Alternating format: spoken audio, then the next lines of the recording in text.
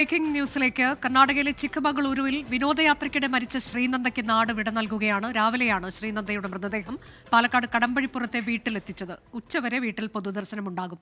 നൂറുകണക്കിന് പേരാണ് ആദരാഞ്ജലി അർപ്പിക്കാൻ വീട്ടിലേക്ക് എത്തുന്നത്.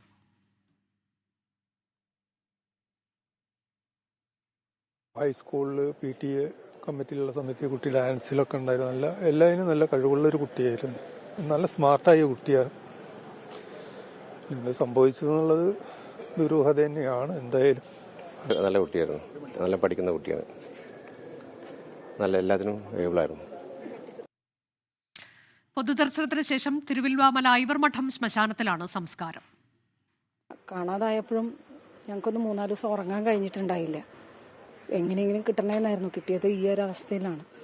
അവളെ പറ്റിയുള്ള ഓർമ്മകളെന്ന് പറഞ്ഞാൽ ആരും കണ്ട മറക്കില്ല. നല്ലൊരു ചിരിയും പ്രസന്നമായിട്ടുള്ള മുഖം, സംസാരിക്കാനൊക്കെ ടീച്ചർമാരോടാണെങ്കിലും വളരെ ഒബീഡിയൻ്റ് ആണ് ആള്. എല്ലാ മേഖലകളിലും വളരെ ഏബിളായിട്ടുള്ളൊരു കുട്ടിയാണ്. പാടുന്നതൊക്കെ മാപ്പിളപ്പാട്ടൊക്കെ കവിതയൊക്കെ കൊണ്ടും വളരെ ഇൻപമേറിയ സ്വരമാണ്. നമ്മളിങ്ങനെ കേട്ട് നിന്നു. ഞാനൊക്കെ വേറെ ഏതെങ്കിലും സ്റ്റേജിലാണെങ്കിലും ശ്രീനന്ദയുടെ പാട്ടായ വന്ന് കേൾക്കാൻ നിൽക്കും.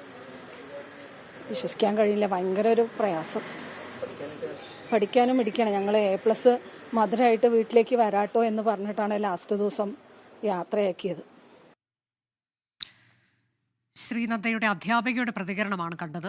നമ്മുടെ പ്രതിനിധികൾ വർഷ ഗിരീഷും ഷാരിഖ് നവാസുമുണ്ട്. വിശദാംശങ്ങളുമായി ഷാരിഖ് നവാസിലേക്കാണ് ആദ്യം. ഷാരിഖ്, എത്ര മണിവരെയാണ് വസതിയിൽ പൊതുദർശനം? അതിനുശേഷം തിരുവല്വാമലയിലേക്കാണോ മൃതദേഹം കൊണ്ടുപോകുന്നത്? സംസ്കാരം എപ്പോഴാണ് ഇപ്പോൾ നിശ്ചയിച്ചിട്ടുള്ളത്?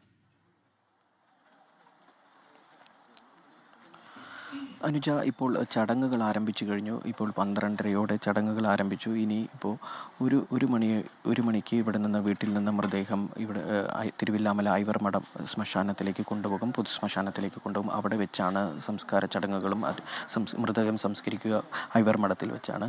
അപ്പോൾ തിരുവില്ലാമല ഐവർമഠത്തിലേക്ക് 1 മണിയോടുകൂടി വീട്ടിൽ നിന്ന് മൃതദേഹം കൊണ്ടുപോകും. ആംബുലൻസിലാണ് മൃതദേഹം കൊണ്ടുപോവുക. ഇപ്പോൾ നമുക്ക് ദൃശ്യങ്ങളിൽ കാണാൻ കഴിയും. ചടങ്ങുകൾ ആരംഭിച്ചു. ഈ ചടങ്ങുകൾക്ക് ശേഷം 1 മണിയോടുകൂടിയാണ് മൃതദേഹം ഇവിടെ നിന്ന് കൊണ്ടുപോകുക. നമ്മൾ നേരത്തെ നമ്മുടെ ഇപ്പോൾ അധ്യാപകയുടെ പ്രതികരണം കേട്ടതാണ്.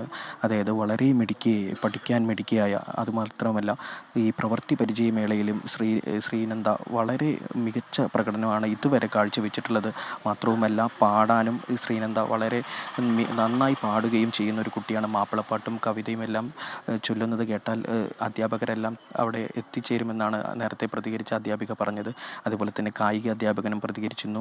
ഈ നാടിൻ്റെ നന്തൂട്ടി എന്നാണ് ഇവരെല്ലാം ഇവിടെ വിളിക്കുന്നത്. ഈ നാടിൻ്റെ നന്തൂട്ടി തന്നെയാണ് ഇപ്പോൾ നഷ്ടമായിരിക്കുന്നത്. ഈ നാടിന് ഒരുപോലെ പ്രിയപ്പെട്ടവൾ, അതുപോലെ തന്നെ ഈ കടമ്പഴിപ്പുറം ഹൈസ്കൂളിലും ഒരുപോലെ പ്രിയപ്പെട്ടവൾ ശ്രീനന്ദയെ സ്കൂളിലെ എല്ലാവർക്കും അറിയാം. കാരണം നേരത്തെ അധ്യാപിക പറഞ്ഞിരുന്നു, അസംബ്ലിയിൽ എന്നും ശ്രീനന്ദയുടെ പേര് പരാമർശിക്കാത്ത ദിവസങ്ങൾ കടന്നുപോയിരുന്നില്ല. കാരണം ഒരു തരത്തിൽ ഒന്നില്ലെങ്കിൽ ശ്രീനന്ദയ്ക്ക് സമ്മാനമായും അതുപോലെ തന്നെ അല്ലെങ്കിൽ ശ്രീനന്ദയ്ക്ക് ആശംസകളുമായി അസംബ്ലിയിൽ എന്നും ശ്രീനന്ദയുടെ പേര് പരാമർശിക്കുമായിരുന്നു. അത്തരത്തിൽ നാടിൻ്റെ പ്രിയപ്പെട്ടവൾ, ഈ നന്തൂട്ടി എന്ന് തന്നെയാണ് ഈ നാട് അവളെ വിളിച്ചിരുന്നത്.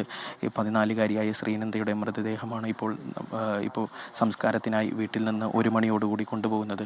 ഏപ്രിൽ 4 ഈ വീട്ടിലെ അതുപോലെ തന്നെ അതായത് ശ്രീനന്ദയുടെ മാതാപിതാക്കൾക്കൊപ്പം അതുപോലെ തന്നെ ഈ നാട്ടുകാർക്കൊപ്പം നാട്ടിലെ ഒരു ഗ്രൂപ്പായി ചേർന്നാണ് ഇവർ വിനോദയാത്രയ്ക്കായി കർണാടകയിലെ ചിക്കമംഗളൂരിലേക്ക് പോയത്. അവിടെ നിന്ന് അപകടത്തിൽ ശ്രീനന്ദ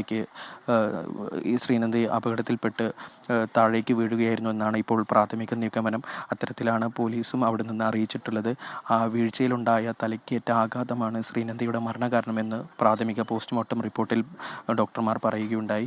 കൂടുതൽ അന്വേഷണങ്ങൾ ഇതുമായി ബന്ധപ്പെട്ട് നടക്കുമെന്ന് തന്നെയാണ് കർണാടക പോലീസ് അറിയിച്ചിട്ടുള്ളത്. എന്തായാലും ഈ നാടിൻ്റെ ഇത്തരത്തിൽ അവർക്ക് വലിയ ദുരൂഹതയുണ്ടായിരുന്നു ഈ സംഭവവുമായി ബന്ധപ്പെട്ട്. എന്നാൽ ആ ദുരൂഹതയ്ക്ക് മറന്നേക്ക് പുറത്തു വരാൻ വിശദമായ ഒരു അന്വേഷണം നടക്കുമെന്ന് കർണാടക പോലീസ് ഉറപ്പ് നൽകിയിട്ടുണ്ട്. കടമ്പഴിപ്പുറം കല്ലംപറമ്പ് ഊത്തറ വീട്ടിൽ രോഹിണി രമേശ് ദമ്പതികളുടെ ഇളയ മകളാണ് ശ്രീനന്ദ. ഒരു സഹോദരനാണുള്ളത്. സഹോദരനും ഈ ശ്രീനന്ദയുടെ മൃതദേഹം ഒരു നോക്ക് കാണാൻ പോലും വയ്യാതെ സഹോദരനും ഇപ്പോൾ വീട്ടിനകത്ത് വളരെ ഒരു വിഷമത്തോടെ വൈകാരികമായ നിമിഷങ്ങളാണ് നമുക്ക് പറയാൻ കഴിയുന്നത്. കാരണം അത്തരത്തിൽ ഈ നാട് ഒന്നടങ്കം സ്നേഹിച്ചിരുന്ന പ്രിയപ്പെട്ടവളായിരുന്ന, കാരണം അധ്യാപിക പറഞ്ഞിരുന്നു ഏതൊരു കാര്യത്തിനും ശ്രീനന്ദ മുൻപിലായിരുന്നു, സ്മാർട്ടായ ഒരു കുട്ടി കുട്ടിയാണ്. കാരണം വളരെ അനുസരണശീലമുള്ള ഒരു കുട്ടിയായിരുന്നു ശ്രീനന്ദ. എന്ത് പറഞ്ഞാലും അതനുസരിക്കും, അത് അപ്പോൾ തന്നെ ചെയ്യും. പഠിക്കാനും മിടുക്കി. A+ൻ്റെ മധുരവുമായി വീട്ടിലേക്ക് അധ്യാപികയുടെ വീട്ടിലേക്ക് വരാമെന്ന് പറഞ്ഞു പോയ ശ്രീനന്ദയുടെ ചേതനയറ്റ ശരീരം അവർക്ക് കാണാൻ കഴിയുന്നില്ല.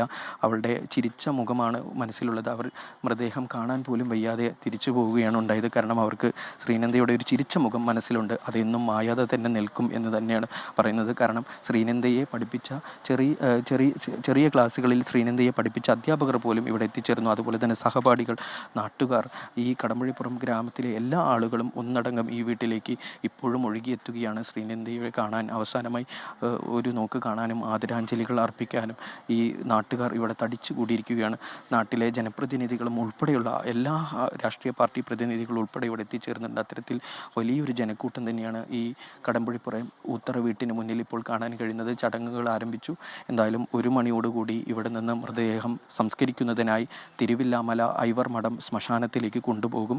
ആംബുലൻസിലായിരിക്കും മൃതദേഹം കൊണ്ടുപോവുക. അത്തരത്തിൽ ഈ നാടിൻ്റെ പ്രിയപ്പെട്ടവൾ, നാടിൻ്റെ നന്തൂട്ടി എന്ന് വിളിച്ച, നാട് ഒന്നടങ്കം നന്തൂട്ടി എന്ന് വിളിച്ചിരുന്ന ശ്രീനന്ദ ഇനിയിപ്പോൾ ഓർമ്മ മാത്രമാണ്. ഈ നാട് ശ്രീനന്ദയ്ക്ക് വിട നൽകാനായി ഒരുങ്ങുകയാണ്. അത്തരത്തിൽ വലിയൊരു വൈകാരികമായ നിമിഷങ്ങളാണ് അനുജ ഇപ്പോൾ കടന്നു പോകുന്നത്. ശ്രീനന്ദ നാട്ടിൽ നിന്ന് തിരികെ വരാമെന്ന പ്രതീക്ഷയിൽ, സന്തോഷത്തിൽ ഒരു ഉല്ലാസയാത്ര എന്ന കണക്കെ പോയതാണ്. പക്ഷേ തിരികെ ഇത്തരത്തിൽ ചേതനറ്റ രീതിയിലെത്തിയതിൻ്റെ അവൾ അങ്ങനെ വരുമെന്ന് ഒരിക്കലും പ്രതീക്ഷിച്ചില്ലാത്ത മനുഷ്യരുടെ നോവും നൊമ്പരവും കണ്ണീരുമാണ് നമ്മളാകെ കാണുന്നത്. ഒരു നാടിൻ്റെ പ്രിയപ്പെട്ടവളാകുന്നു. വെറും 14 വയസ്സിനകത്ത് ഇത്രത്തോളം ഒരു നാട്ടിലേക്ക്, ആ നാടിൻ്റെ സ്പന്ദനങ്ങളിലേക്ക് ഇഴുകിച്ചേരാനാകുമോ എന്ന് ചോദിച്ചാൽ ശ്രീനന്ദ അതിനുള്ള മറുപടിയാണ്. അവൾ അത്രത്തോളം പ്രിയപ്പെട്ടവളാണ്. അവർക്ക് ശ്രീനന്ദയെക്കുറിച്ച് ഓർക്കുമ്പോൾ നല്ലതല്ലാതെ ഒരു വാക്കുപോലും പറയാനില്ല. അതിനപ്പുറത്തേക്ക് അവളുടെ സ്വപ്നങ്ങളെ, പ്രതീക്ഷകളെക്കുറിച്ചായിരുന്നു അവർക്ക് പറയാനുള്ളത്. SLC വിദ്യാർത്ഥിനിയാണ്. മികച്ച വിജയം നേടി ആ നാടിൻ്റെ അഭിമാനമാകുന്ന നാട്ടുകാർ ഒന്നടക്കം കരുതിയ വിദ്യാർത്ഥിയാണ്. പക്ഷേ ഇങ്ങനെയൊരു വിധി അവരാരും പ്രതീക്ഷിച്ചില്ല. ഇപ്പോൾ വർഷ ഗിരീഷ് കൂടി ചേർന്നു. വർഷ, കലങ്ങി നിറഞ്ഞ കണ്ണുകളില്ലാത്ത മനുഷ്യരെ നമുക്കവിടെ കാണാനാകുന്നില്ല. നമുക്കവിടെ നിന്ന് ചില വികാരങ്ങളെ, ചില വൈകാരികതകളെ വാക്കുകളിൽ ഭദ്രമാക്കുന്നതിൽ, വാക്കുകളെ പരിമിതപ്പെടുത്തുന്നതിന് ചില പരിമിതികൾ ഉണ്ടാകും. പക്ഷേ അതേ സന്ദർഭമാണ്, അതേ സാഹചര്യമാണ് നമുക്ക് പാലക്കാട്ട് ശ്രീനന്ദയുടെ വീട്ടിൽ നിന്ന് കാണാനാകുന്ന. വർഷ,